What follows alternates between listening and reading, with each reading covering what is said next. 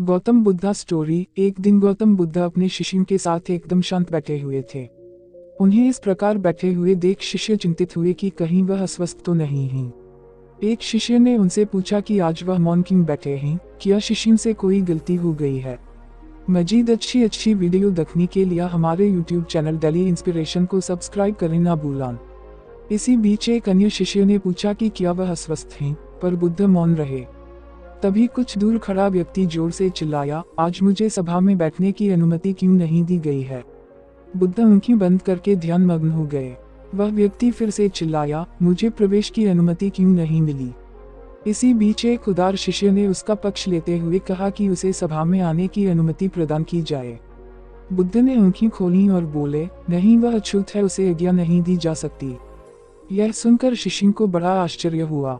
बुद्ध उनके मन का भाव समझ गए और बोले, हाँ, वह अछूत है।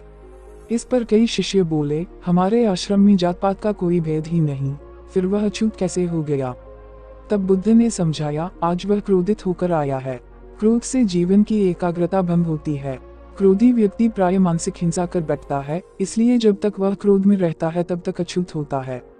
इसलिए उसे कुछ समय एकांत में खड़े रहना चाहिए।